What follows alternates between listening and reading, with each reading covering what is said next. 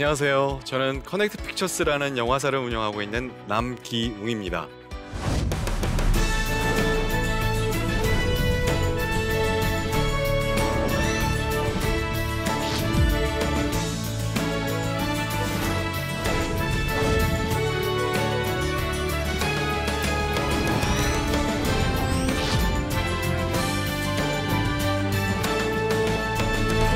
저는 2000년부터 2014년까지 15년 동안 직배사에서 200여 편의 외화 영화를 배급했고요. 2017년부터는 커넥트 픽처스라는 기독 전문 배급사를 운영하고 있고요. 서서평 천천히 평온하게, 폴란드로 간 아이들, 헤로니모, 그리고 교회 오빠 같은 기독 영화를 배급하고 있습니다. 헐리우드 직배사에서 만들어진 그 외국 블록버스터 영화를 배급하던 사람이 왜 한국의 독립영화, 그중에서 기독 영화를 배급하게 됐는지, 그리고 그렇게 변해오는 과정 가운데 기독 영화가 처한 열악한 현실, 그럼에도 불구하고 기독 영화만이 가진 고유의 가치를 오늘 이 시간 여러분과 함께 나누고자 합니다. 하나님의 전적인 은혜로 자격이나 능력도 없던 사람이 직배사에서 일을 하게 됐고요. 10여 년 동안 다양한 장르의 블록버스터 그리고 예술 영화를 배급할 수 있었습니다. 하지만 그 기간 동안 다양한 영화들을 만났지만 제 안에 채워지지 않는 목마름 같은 것들이 있었던 것 같아요. 몇백만 명이 보고 심지어 1000만 명이 보는 영화를 가지고 사람들이 기쁨을 얻을 수 있고 또 그 가운데 감동을 얻을 수 있고, 어린 친구들은 겨울왕국이나 어벤져스를 통해서 꿈을 가질 수는 있지만 그 영화로 인해서 사람의 인생이 바뀌고 하나님을 만나는 일은 결코 일어나지 않더라고요. 그런 고민을 할 때쯤 제 의사와는 상관없이 회사를 나올 수뿐이 없었습니다. 그 이후에 한국 영화 쪽에서 근무를 하면서 귀향이라는 영화를 처음 직접 선택하고 투자하고 배급하는 일을 하게 됐습니다. 한 편의 영화가 일본군 위안부 문제에 대한 전 국민적인 관심을 일으키고 그것을 통해서 사회의 인식이 변하는 걸 보면서 영화하는 기쁨을 처음으로 느꼈던 것 같아요. 그리고 그곳에서 영화에 대한 소명을 갖게 되었습니다. 이런 360만 명이 보는 기적적인 흥행에도 불구하고 하나님은 저를 그곳에서 머물게 못하시고 다시 회사를 나오실 분이 없었습니다. 그 당시 그 영화 판권 때문에 급하게 회사가 필요했고 회사 이름을 정하기 위해서 제가 토론토 영화제를 방문했었는데요. 그곳에서 예배 초소를 찾는 동안에 만났던 교회가 커넥트 픽처스의 이름이 됐던 그 커넥트 철치였었습니다. 그 교회 표어가 Connect with God, Connect with you and me, Connect with people and the world였었어요. 제가 영화로 꿈꿨던 게 바로 그런 거였던 것 같아요. 하나님의 마음과 복음의 메시지를 담은 콘텐츠를 믿음의 동역자들과 함께 관객을 넘어서 세상 가운데 전하는 그런 것들을 꿈꿨는데요. 너무나 마음에 들어서 목사님께 허락을 받고 그날 밤에 제가 숙소에서 기도했던 것 같아요. 하나님, 이 이름이 하나님이 주시는 이름 같은데 만에 하나 제가 이 회사를 운영하게 된다면 한국의 기독 영화의 현실이 너무나 어려운 것 같습니다. 그리고 너무나 어려워서 하려는 사람이 많지 않은 것 같은데 그거를 제가 좀 잘해보고 싶습니다 하는 정말 탄식 같은 기도를 했던 것 같아요. 하나님께서 그 기도를 들어주셨는지 커넥트 픽처스의 창립작으로 배급했던 영화가 서서평 천천히 평온하게였었습니다. 그 이후에 하나님은 추상미 감독님의 폴란드로 간 아이들, 그리고 헤로니모, 교회 오빠와 같은 좋은 기독 영화를 배급할 수 있게 해주셨습니다. 제가 지금까지 기독 영화를 배급하는 데 있어서 저에게 큰 영향을 줬던 두 편의 영화가 있었습니다. 그 첫 번째가 바로 2004년도에 나왔던 패션 오브 크라이스트였었습니다. 멜 깁슨이 감독을 했고요. 20세기 폭스를 통해서 전 세계에 배급이 됐습니다. 제가 이 영화를 보면서 놀랐던 이유 중에 하나가 이 영화를 보니까 2000년 전 예수님이 계셨던 그 예루살렘 거리를 제가 걷는 것 같더라고요. 그리고 예수님이 십자가에 못 박히실 때 그 고통이 저의 고통으로 다가오는 놀라운 경험을 했었습니다. 제가 놀랐던 두 번째 이유는 이 크리스찬 영화가 20세기 폭스라는 거대한 헐리우드 영화사를 통해서 배급이 됐던 것이었습니다. 미국에서도 그 전에 배너나 여러 가지 좋은 기독 영화가 많았지만 블록버스터가 나오면서 기독 영화 시장이 굉장히 위축이 됐었거든요. 그런데 3천만 불, 한 350억 들인 영화가 전 세계적으로 극장 수익이 7천억이 넘어가는 수익을 올리게 됩니다. 이런 기독 영화의 흥행을 보고서 20세기 폭스나 소니 같은 회사들은 기독 영화만을 전문으로 만드는 제작사를 만들게 되고요.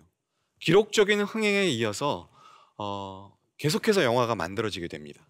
워름, 신은 죽지 않았다, 천국에 다녀온 소년, 부활같이 미국에서도 200만 불, 300만 불, 한 25억, 30억 되는 영화들은 굉장히 저예산 영화거든요.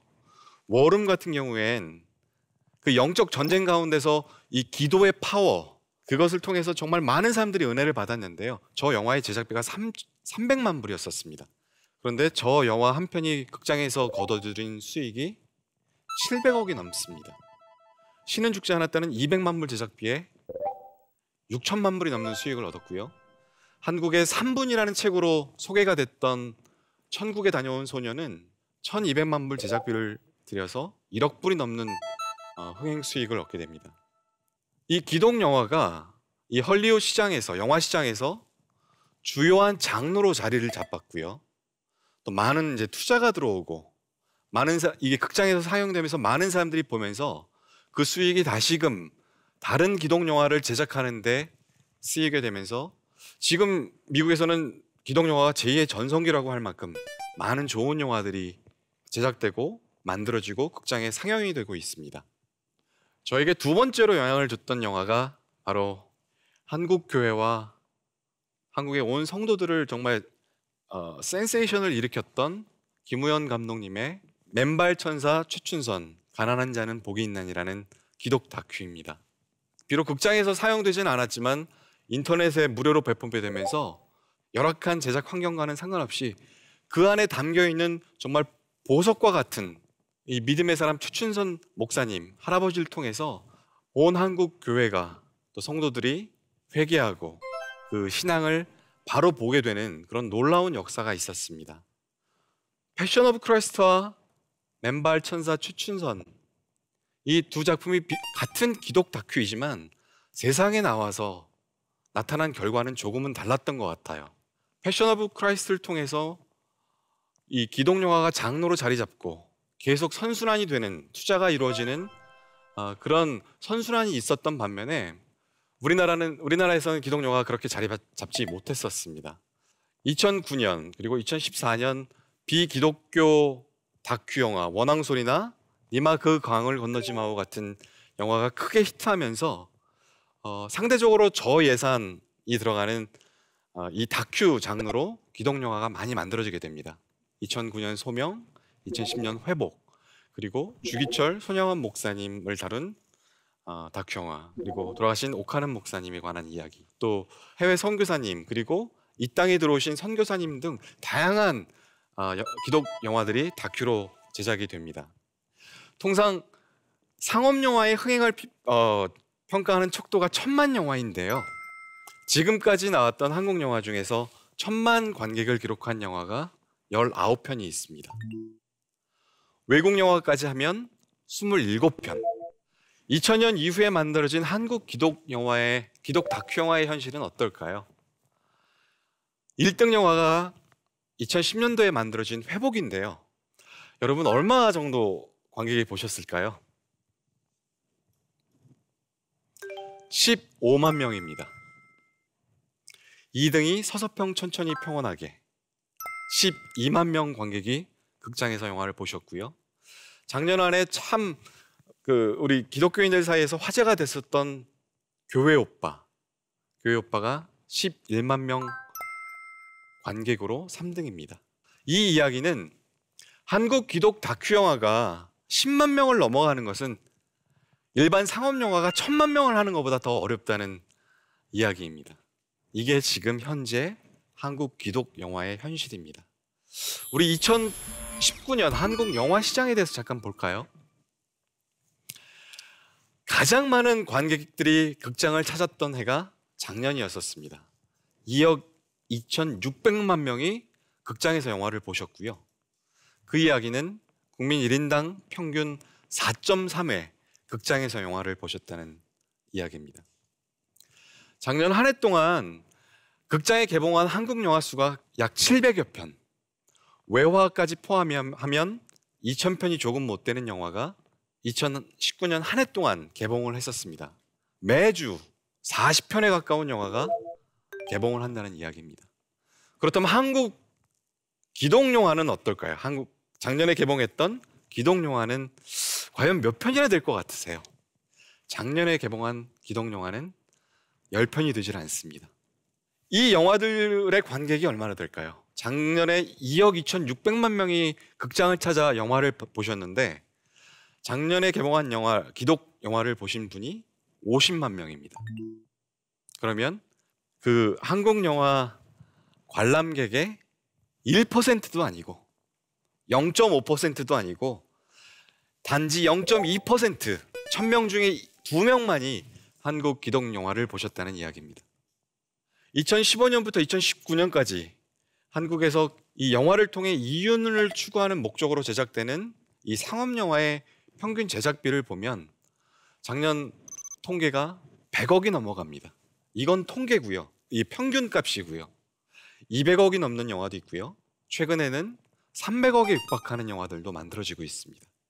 작년 한 해 전 세계적으로 가장 흥행을 했던 어벤져스 엔드게임, 제작비가 얼마일까요? 3억 5천만 불이 넘습니다. 약 한화로 4천억. 4천억을 들여서 만든 영화가 전 세계적으로 극장에서만 3조 원이 넘는 매출을 기록합니다. 한국 기독영화의 현실은 어떨까요?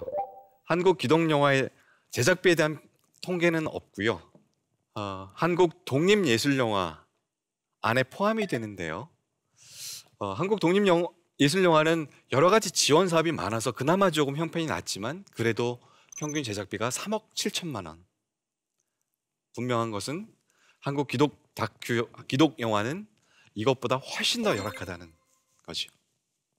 우리가 보는 눈높이가 100억, 200억, 300억, 1000억, 많게는 4천억짜리 영화를 보고 있는 반면에 우리가 보는 기독 영화는 3억 정도 수준의 영화를 보고 있는 것입니다. 지난 10년간 만들어진 한국 영화와 기독 영화 몇 편이나 될까요? 한국 영화가 3,400편, 기독 영화가 30여 편 남짓. 카톨릭 영화를 포함해도 채 50편이 되지 않습니다. 이게 바로 지금 현재 한국 영화 2019년 현재 한국 영화의 현실입니다. 제작되는 영화 편수, 개봉 편수, 관객 수, 매출액 모두 1% 안에 포함되지 않아요. 0.5%도 아니고 0.5% 이하. 흥행하기가 참 어렵겠죠. 그래서 이 제작비 안에는 광고비까지 포함되거든요. 큰 영화들이 20억, 30억 광고비를 쓸 때 기독 영화가 쓸 수 있는 광고비는 채 1억이 되지 않습니다. 보통 영화가 전체 매출에서 극장이 차지하는 비율이 70%에서 많게는 80% 가까이 됩니다. 극장에서 흥행하지 못하면 그 영화를 만들기 위해 들어간 그 비용을 회수할 수가 없는 거예요. 초저예산으로 만들어지는 한국 영화, 극장에서 흥행을 한다는 게 더 외려 신기한 일이겠죠. 그러다 보니까 기독 영화가 극장에서 실패하고 그러다 보니까 또 한국 교회나 성도님들은 기독 영화를 보고 싶어도 볼 수가 없는 상황이기 때문에 교회로 초청을 해서 영화를 보게 되죠. 그래서 들어간 제작비를 벌충하게 되고요. 이 사이클이 계속해서 반복되고 있는 게 지금 현재 한국 기독 영화의 현실입니다. 0.2%에서 0.5%가 안 되는 점유율을 보이고 있는 한국 기독 영화. 세상의 눈으로 봤을 때는 있으나 마나한 별로 존재의 필요성을 못 느끼겠지만 그럼에도 불구하고 1,000만 명이 넘게 보는 그 상업 영화가 줄 수 없는 기독 영화만이 갖고 있는 가치가 있습니다. 저는 그 첫 번째가 한 영혼의 회복이라고 생각하는데요. 상업 영화와 기독 영화를 관람한 뒤에 보이는 가장 큰 차이가 바로 회복이라고 생각을 합니다. 자살을 묵상하던 사람이 좋은 기독 영화를 보고 새롭게 마음을 고쳐먹고 새로워지는 이 마음 가운데 누군가를 증오하고 미워했던 그 마음이 좋은 기독 영화를 통해서 새로워지는, 회복되는 그런 역사들이 일어나고 있어요. 블록버스터 상업 영화를 통해서 하나님을 만나는 경우는 없거든요. 제가 서서평 천천히 평온하게를 배급할 때 저희가 사전 시사로 목회자님들과 선교사님들을 모시고 시사를 했습니다. 영화가 끝난 후에 한 여성 선교사님이 나오셔서 영화를 보신 소감을 말씀해 주시는데요. 안식년 때문에 한국에 나와서 쉬었고 이제 잠시 후면, 며칠 후면 선교지에 들어갑니다. 그런데 그 선교지에 가기가 죽기보다 싫었습니다. 그런데 오늘 서서평 선교사님의 영화를 보면서 성공이 아니라 선김이라는 머리맡에 있는 그 표어를 보면서 새 힘을 얻고 제가 선교지에 들어갑니다. 그런 고백을 하시더라고요. 일반 상업영화가 줄 수 없는 두 번째 기독영화의 가치, 점점 더 화려해지고 점점 더 파괴적으로 변하고 점점 더 음란해지고 동성애가 아름답게 포장이 되는 그런 영화들이 상영되는 이 문화의 한복판, 극장에서 이 기독 영화가 상영될 때마다 저는 재단이 쌓여진다고 생각을 합니다. 좋은 기독 영화를 보고 하나님을 찬양하고 하나님을 경배하고 하나님께 영광 돌리는 일이 우리의 문화의 한복판인 극장에서 기독 영화가 상영될 때 벌어집니다. 또 다른 기독 영화의 존재 이유는 바로 전도와 선교의 역할을 기독 영화가 할 수 있다는 것입니다. 좋은 기독 영화가 극장에 걸릴 때 믿지 않는 사람들도 영화를 보고 그 가운데 복음이 심겨질 수 있거든요. 2000년 전 로마가 닦아놓은 그 길을 따라서 복음이 전해졌던 것처럼 BTS로 대표되는 K-팝, 기생충으로 대표되는 K-무비, 이런 것들을 통해서 분명히 언젠가는 한국에서 만들어지는 이 기독 영화를 통해서 선교의 역할을 감당할 것으로 저는 믿습니다. 지금 현재도 해외에 계신 우리 재배동포들은 교회 커뮤니티로 모이기 때문에 또 그 자녀들을 위해서 한국의 기독 영화가 필요합니다. 마지막으로 기독 영화의 가치는 사회 인식의 변화라고 할 수 있습니다. 코로나 이후에 2020년 기독교 윤리 실천 운동에서 조사한 통계 자료인데요. 한국 교회와 기독교에 대한 전반적 신뢰도 조사입니다. 우리 기독교인들은 아직도 여전히 한국 교회와 기독교에 대해서 신뢰한다는 응답이 75%가 돼요. 하지만 다른 종교이거나 종교가 없는 분들이 바라보는 한국 교회와 기독교는 80% 가까운 응답이 신뢰하지 않는다는 것입니다. 저는 이 통계를 보면서 너무 안타까웠었어요. 한국 교회와 기독교가 우리 사회에 끼친 선한 영향이 얼마나 많은데 왜 이렇게 평가를 받을까? 신실하게 믿었던 아름다운 기독인이 담겨져 있는 기독 영화를 통해서 정말 예수 믿는 건 이런 거야, 진짜 기독교가 표방하는 것은 이런 거야 하는 우리 기독교에 대한 이미지들이 좋은 기독 영화로 바뀌어질 수 있을 것 같아요. 오늘 이 시간에는 한국 영화 시장에서 처한 우리 기독 영화의 현실, 그럼에도 불구하고 기독 영화가 계속 만들어지고 소비되어야 하는 그 존재의 이유에 대해서 이야기 나눠봤습니다. 오늘 제 강의는 여기까지고요. 질문 한번 보도록 하겠습니다. 기독 영화의 문제는 장르의 한계성 때문이라는 생각이 드는데 왜 로맨틱 코미디나 장르물에 대한 시도를 못하는 것일까요? 간단합니다. 영화는 정말 많은 자본이 필요하고 여러 사람들의 공동의 노력이 필요한 작업이거든요. 기본적으로 제작비가 많이 듭니다. 상업영화 같은 경우에 아까 말씀드렸듯이 2019년 상업영화의 평균 제작비가 100억이에요. 근데 그 100억을 들여서 영화를 만들었는데 극장에서 흥행이 되지 못하면, 그래서 들어간 비용이 회수가 되지 못하면 한 번은 괜찮아요. 근데 두 번, 세 번 하면 그 영화사는 망하게 됩니다. 그 연출한 감독은 다시는 영화를 찍지 못할 거예요. 그 산업의 논리가 기독 영화도 마찬가지예요. 한 번, 두 번은 영화를 제작할 수 있지만 그것이 계속 반복되면 한 사람이 소명으로 감당하기는 어렵거든요. 그래서 다큐 영화만 만들어지고 있는 현실입니다. 다큐 영화는 제작비가 그나마 일반 상업 영화에 비해서 저렴하니까.